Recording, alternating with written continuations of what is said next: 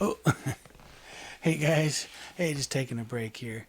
But I'd like to talk about taking breaks. And let me be a little bit more specific about what I'm talking about.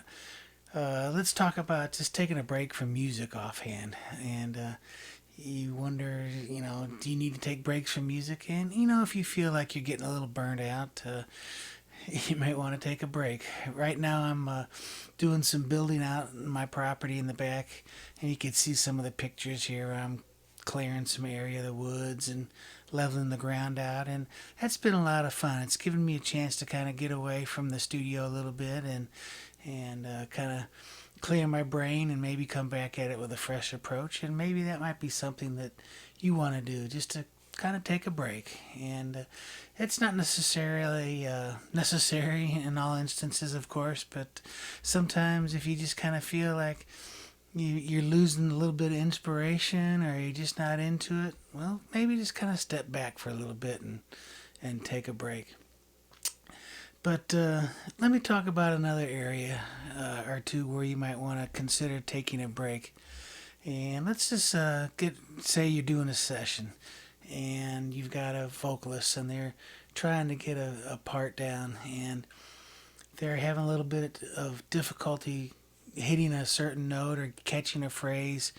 And now that we're just in the age of computers to where you don't have a rewind, the vocalist doesn't have a chance to really catch their breath. So if you're doing take number 3 or take number 4, you can just do them back to back, or you can comp these takes or just put it in a loop.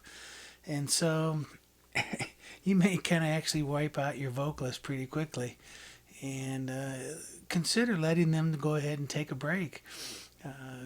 If they haven't nailed something after a couple of 3 or 4 takes, and maybe they're trying to get a whole verse down in one take, or even a whole song, and they're not pleased with what they're doing, or they think they can do better, well, just maybe move on and let them take a break, and let them come back, or even come back in another session and do it. But that's a time where you might consider taking a break. Another time when I really think it's important to take a break is when you're mixing, and especially if you're using headphones or you like to listen at louder levels like I do. And I think it's important to not only just save your ears, but to go ahead and take a break.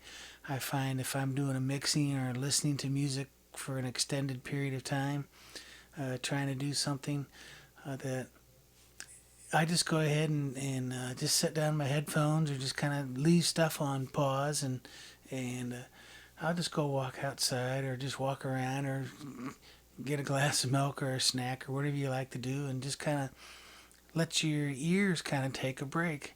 Otherwise, I think your ears will get fatigued out, and if you don't take a break, you'll listen back to maybe what you recorded or mixed the following morning, and you go, "Oh my goodness, what did I do? That really stinks." And what were my ears telling me? But a lot of times, if you're running a session, you'll find that you might have some long sessions, maybe 8 or 10 hour sessions. You've got some people in town, or some friends over, or just enough people together that requires that you go ahead and do a lot of recording or a lot of tracking, and and get that done in one day. But monitor and pace yourself, and take a break. You'll find that maybe you might record for or listen or whatever you're doing for 45 minutes, and then the rest of the hour, take that 15-minute break. Take a lot of frequent breaks, and I think that you'll realize that you'll be able to extend your useful time of doing what you want to do.